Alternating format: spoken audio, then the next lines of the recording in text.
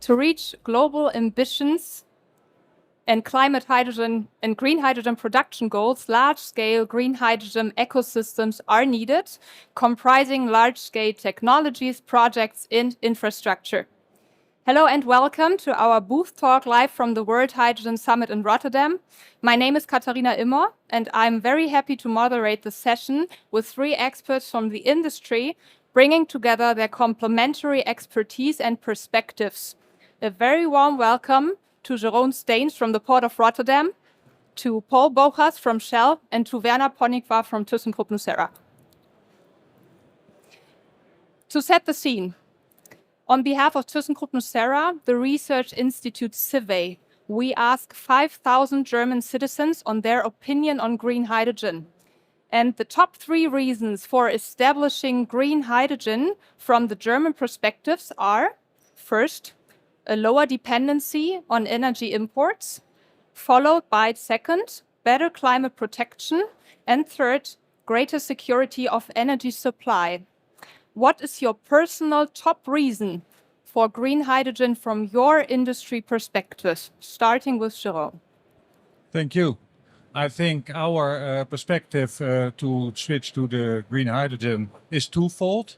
First of all, Port of Rotterdam is a very big emitter of CO2 in the Netherlands. We emit as a port area, as a cluster, about 20 million tons of CO2 into the air. So the first and main reason to switch our energy supply is decarbonization, and in that way, it's the climate goal. Second part of that we are very keen on the energy transition is that at this moment about 15% of the total demand of energy in Europe is imported via the Port of Rotterdam. And the main source of energy in Europe is coal, is oil, and is gas. And we supply about 15%, and for Germany it's even a lot higher percentage. And we would like to also in the future, when there is less coal, no oil, and very much less gas, we would like to have that still that import position, because we are convinced that also hydrogen has, for a large part, has to be imported, and we want to be one of the big hydrogen hubs in Europe. Paul, you nodded when Jeroen mentioned oil, so what is your top reason? So thank you first of all for the invitation. It's great to be able to share some of our views and perspectives here. And also greatest respect for those 5,000 respondents in Germany, because I think they were onto something. And in Shell, we talk a lot about the energy trilemma. So it's not just enough to have energy available. It's not just enough to have affordable energy. It also needs to address climate change. It needs to address the environmental impact of our products. So these three things combined, and you can hear it in the energy security, right, which is a very important topic, not just in Europe, but also more broadly. It is the aspect of decarbonization, that the clock is ticking in terms of the available carbon budget between now and 2050 to go to net zero. I would maybe add one third aspect is the affordability.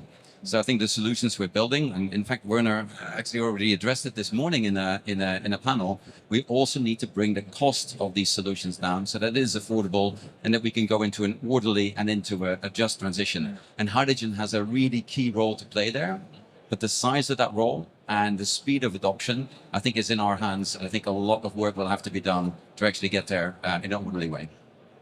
Werner. So with all what has been said already, and I totally agree with all of those statements, of course, I make it very, very simple. Without hydrogen, there will be no energy transformation. It's impossible. We need hydrogen. And that's for me the top reason that we are all working on that. Thank you. Another question to all of you. The new hydrogen industry is becoming increasingly more competitive. We see that the number of competitors are rising on a global scale. If you have to pick just one thing that you believe truly differentiate each of your companies in their field, what would that be?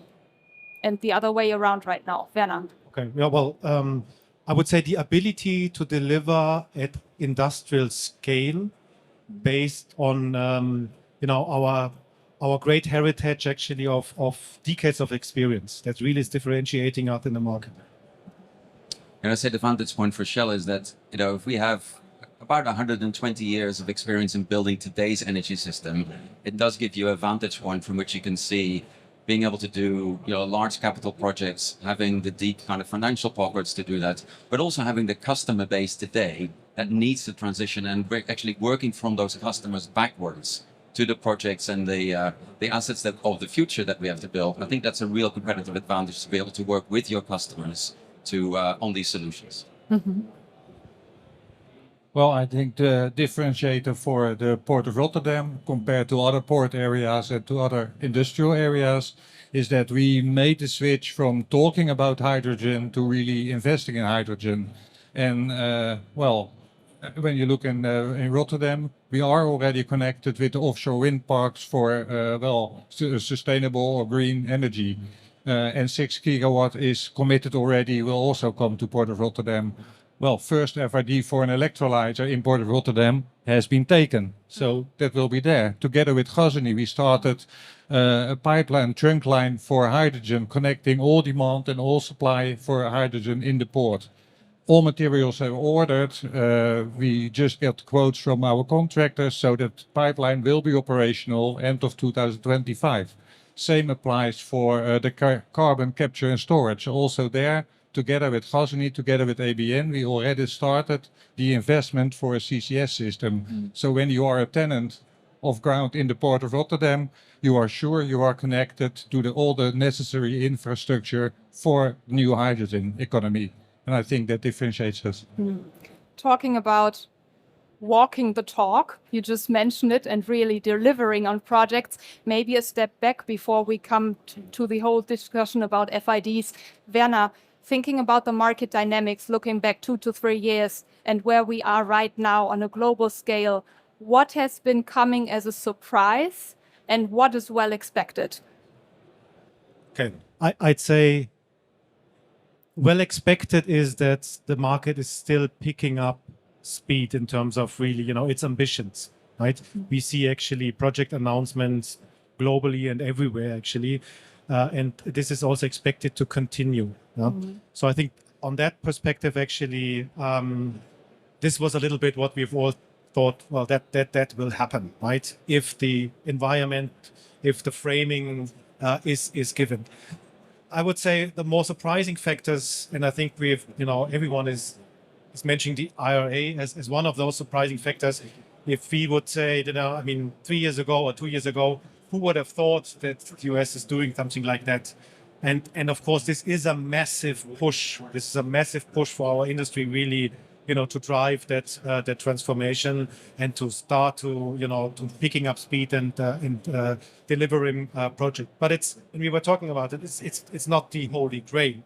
Also there are certainly still a lot of obstacles to be overcome and to be resolved before really this can pick up speed. But speed is, I mentioned that I think today already, is of the essence and is certainly something where we all need to further push. What I believe is also a little bit surprising, although maybe I would say a knock-on effect on the IRA is actually that we also see in the meantime Europe, and also other legislations also picking up speed and picking up actually what the US is doing with the IRA. And that is certainly also very encouraging when it comes to the development of real hydrogen ecosystems. Anything you would like to add, Paul? No, I totally agree that it's no surprise that this event has grown from having maybe a few hundred people to a few thousand people to 11,000 people, right? So the level of interest in hydrogen, I think, is not a surprise that it's there. I think what is a surprise to some extent is how hard it is to get some of those first projects across the hurdle. So I would have expected by now to see more FIDs, and maybe we were just a little bit too ambitious in the size of those first opportunities. Maybe it's about time to take a step back to saying, what's the minimum size of a project to learn from, to get going, to build the supply chain, to actually take that growth step, rather than thinking big and actually being kind of almost not able to move because of the initial hurdle to take. Jeroen, talking about key hurdles, you as being responsible for a huge industry infrastructure project, what have you experienced in terms of key hurdles and where do we still need adjustments? Well, I think I agree with the former speakers that there's a lot of talk and there are lots of plans for the hydrogen, but still not really a lot of FIDs being taken. You see it start slowly, and I think there are 3 key hurdles to be taken, and they are, I think, all by more the governments of us, and I think we should make sure there's more demand, or we should stimulate demand for hydrogen. And we are doing that, of course, in Europe by taxing CO2 emissions, things like that. But we should also add some positive stimulations to stimulate demand. I think we also should, one way or the other, stimulate supply, because it's very big investments also abroad to be taken to really to produce the hydrogen. And I think when demand is really picking up, we will have a shortage of supply of the hydrogen. So I think it's very wise if the countries in Europe together will have long-term purchase agreement for hydrogen abroad, so that we make sure the world market for hydrogen is picking up speed, and that the hydrogen is also really coming to Europe and not going to Asia, to Korea, to Japan, and to China. And third of all, we are always talking about green or maybe blue, decarbonized hydrogen. It would also be very helpful if there's a very clear certification, what is green, what is blue, and so that it is easier to trade. I think those 3 things are very important. Coming to Shell, because refining is a very easy low-hanging fruit, to decarbonize the gray hydrogen in the system with the green hydrogen, and you are front runner in European market to do so with the project you have here right in Rotterdam. But project implementation is complex and takes time. So walk us through a project, maybe with the example of Rotterdam here. How do you come from early ideas to FIDs? Tell us a bit about the project here and what might industry peers learn from your experience? Yeah, and it's a great question. I think it's also been a very personal journey. When I spent 25 years in a career in Shell and rarely saw a director or a board member. Well, if you work in the space of hydrogen, you get to see those people quite a lot. So because it's new, it's novel, it has unusual risks. And in Shell, we talk about these tornado charts where you see on the one hand negative outcomes, on the other hand positive outcomes. We have the widest tornado chart of any type of project in oil and gas, and that's saying quite a bit. But I think you have to bring people along with you on that journey. And it's been very helpful to have the Port of Rotterdam that actually had that vision to say we have a conversion park. It's great to have partners like thyssenkrupp, where you say, okay, that brings confidence that we have willing partners. In total, we have 150 companies that are involved in building our project today in Holland Hydrogen 1. And those partnerships also are not built overnight. You all need to kind of trust each other in starting that journey on the first project. And of course, doing it at a time when there's a lot of inflation in the supply chain, when the initial cost estimates are not what you expected it to be, you also need to trust that ultimately this is an important learning opportunity as much as it is a first large-scale commercial project. So all these things and having the trust of the organization behind you, having the belief that this is the right opportunity, having the right regulatory environment to come in. And literally up until a few days before we took FID, it wasn't clear what the Dutch government would actually give in terms of incentives or the carrot and stick. So having that clarity was really important to then push that final decision across the line. Jeroen, Shell is one part of the new vision of the Port of Rotterdam. How can we imagine the green port of the future here to look like? What's new, what's old, what can people expect? Yeah, that's a good question. And I'm not sure.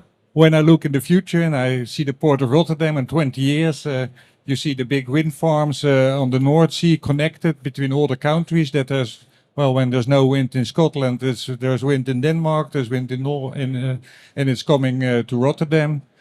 We have huge electrolyzer parks where we produce hydrogen. We have a good network connected to North Rhine-Westphalia that we also can supply the hydrogen there. There's big import terminals for ammonia, cracking installations. to crack the ammonia back into hydrogen. But also the industry, the production industry, the chemical industry has completely changed because the feedstock also has to change. Now the feedstock for chemical industry is is mostly based on oil. That will be based on biomass. That will be based on recycled, for instance, recycled plastics. So the whole scene is changed. But when I'm a citizen of Rotterdam, at the moment I see a very international environment, nice business environment. I see ships sailing in and sailing out. I see industry, all kind of pipes and things, and it's hot and it's cold and I don't know. And in the future, actually, I see the same. I see a lot of ships coming in. I see international, global environment, and I see a lot of factories with a lot of pipes and things. So, for the citizens and for me, as being someone from Rotterdam, it will be the same. But on the other hand, it will be completely different. I'm very curious how it's going to become. I'd just like to say how powerful that idea is, right? So some of the other projects that we have are in the port of Los Angeles, port of Long Beach. Same kind of ideas around using hydrogen as a way to decarbonize not just the heavy industry around there, but also thinking about mobility. Think about the number of truck movements on drayage, on these container trucks moving in and out. Not just what it does for the kind of CO2 emissions, but also for local air quality in that area, very densely populated area. So I think ports have a very important role to play in the energy transition. So what you say, a port itself is already a hydrogen ecosystem? Well, it's an industrial ecosystem, and that will remain. Only the feedstock and the energy is different. It's much more clean. Air quality will be better. We are also electrifying a lot, so the noise levels will come down. So there's less hustle for the people around it. On the other hand, it will still be an international trade hub with ships sailing in, sailing out, and with a lot of industry. That will remain the same. Stepping a bit back, from the vision that everyone will experience and the green energy to the actually technology that we need to turn this green energy into something that can be used in the industry as green hydrogen with the electrolysis technology from thyssenkrupp nucera, for example. A clear trend is seen in the industry that of large-scale projects that are getting larger. Each announcement is getting larger. A few years ago, we talked few megawatts. Now it's gigawatt style. We just announced few of the biggest projects in the world with NEOM and the Shell project. From your electrolyzer technology perspective, what are the challenges from moving from a few megawatts to these large-scale 100 megawatt installations? And also, what are the exciting key areas of innovation that you focus on? I think we all need to work on the 3 A's of our industry of hydrogen. If hydrogen has to play, and it has to play a vital role actually in the energy transition, it needs to be accessible. So we need to have enough of it. And that means we need to go large scale, and we need to be able also as electrolyzer manufacturers actually to ramp up capacities to be able to satisfy the demand in the market. So that's one thing, one challenge that we all have, and where we are currently heavily working on, ramping up our supply chains. And that's more than just, renting a building, putting some machines in, and then saying, off we go, we have a gigawatt factory now. It's really, securing raw materials, securing components. It's working with partners together actually to really make it happen. So it's a quite complex animal that we have to take under control. And that's certainly one important challenge and aspect, I have to say. Then the second A being availability. So in particular, when we talk about large scale systems, every day of a trip of systems not working actually is a tremendous loss in hydrogen, in tremendous costs, of course, at the end, and is also not helping in terms of energy security then, right? And this is what we are striving for. So another very important aspect of our journey is certainly actually, to develop our systems for really super high reliability, which is utmost important when we talk about large systems. And then the last one, and I would say maybe the most important one, hydrogen needs to become affordable. It needs to become competitive as an energy source, as an energy vector. And to achieve that, actually, we all need to work across the value chain, actually, to ensure that it is very cost effective. And of course, from our perspective of being electrolyzer manufacturers, actually, that is one of our key challenge going forward to really bring down the costs. How are we doing that? Standardization, automation. Those are the two key topics that we are currently working on.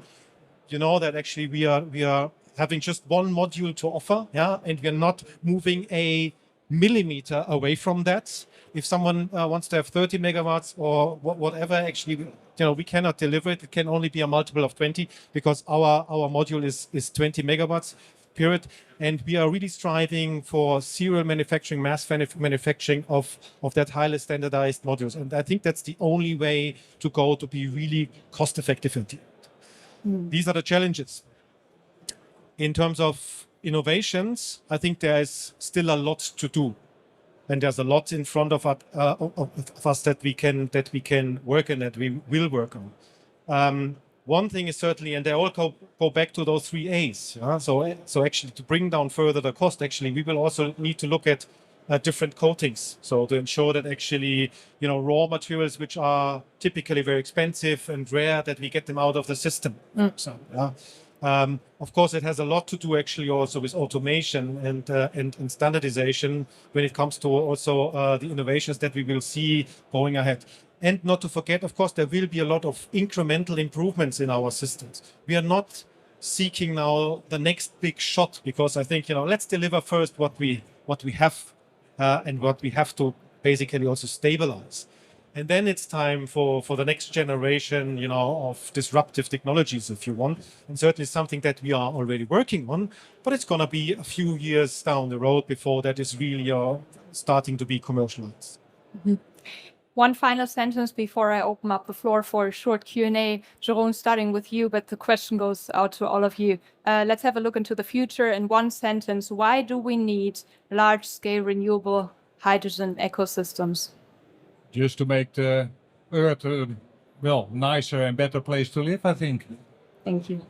Yeah, the same thing is, I think Werner said it very well, that there is no energy transition without hydrogen. Not everything can be electrified.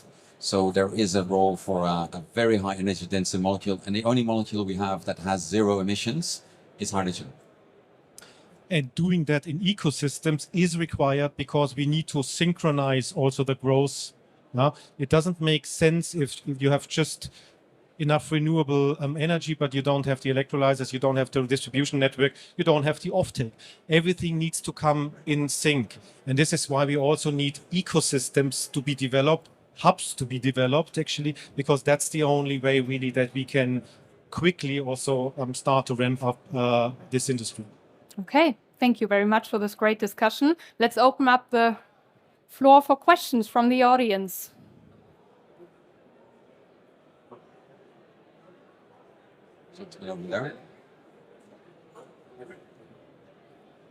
Yes. Hello. First of all, hi, I'm Klaus Hecking from Der Spiegel. First of all, congratulations for this project. I think it's a very ambitious and you've already started. However, Europe needs 200 gigawatts by 2030, and this is 0.2. So this is 1,000, of what is needed. Well, is it possible to scale up that quickly by 2030, or let's say at least 2035, or does, everything, do you have to build up a whole new kind of, industry for that? Thanks. Yeah, I think your mathematics is correct, but also very depressing, right? If you think about, is this really a big enough step? Well, but when I was a kid, I really loved Lego, right? And if you think of how big a building you can build with these tiny little blocks, and why is that? Because these blocks are all the same and they all fit together. And to Werner's point, it's about standardization and modularization. So it might look impossible to build gigawatt scale projects, but actually if we get really good at the individual building blocks for megawatt scale, you can actually ramp up quite quickly. And the time it takes, for instance, to ramp up a production line of an electrolyzer plant, I'm going to say something silly, but it only takes 3 or 4 years to really go. What? So I think that capacity can be built. But but we do need to see more momentum in early phase, small projects to learn from, to get the supply chains up and going. So they look very ambitious. I wish some of these targets were also kind of calibrated with then saying, and we will guarantee that the first couple of projects will able to go ahead so that we can get up the learning curve. And maybe to just add one more comment, of course, that would also require that we shorten the project development time significantly. Yeah, that's an important factor actually, and we've talked a lot about that. I think, and with every conference you're going, actually, that's a key topic that certainly needs to come down. Otherwise, it will be quite an ambitious target and will remain quite a challenge. Any more questions from the audience? Another one. I have maybe a little bit more technical question. I mean, alkaline has been around for many, many years. Other companies are going into the PEM technology. Where do you see the biggest innovations in the alkaline technology going forward? Question for Werner, yeah. Yeah. Just need the microphone to answer that. Very good question. You are absolutely right. Alkaline technology is around since many, many years. And I would say at a very conventional and simple form, if you want. We have done quite a learning curve and a road, an innovation road actually to arrive at what we call an advanced alkaline technology, which means we can produce hydrogen with, so let's say the same amount of hydrogen with a way smaller footprint. Which means actually we are running our systems and as a technicality on very high current densities, which means we need only, we need only 1/3 of the surface actually of electrode surface to produce the same amount of hydrogen than a conventional alkaline system. Just to give you one example, which certainly has an impact on the cost because it's less material, 1/3 of the material then as well, and it's also basically lower footprint and so on and so forth. So that is part of the innovation cycles actually that we went through already. And moving ahead, as mentioned, actually, there's way more still to improve. Talking about precious metals, actually, that needs to come down, needs to get out of the system, and so on and so forth. I think we have time for one more question potentially. Anyone? Okay. Thank you very much, guys, for this nice discussion. Thank you so much for joining in today live and also from home. If you are watching on YouTube, please let us know your thoughts in the comments. See you at the next event. Take care. Bye-bye.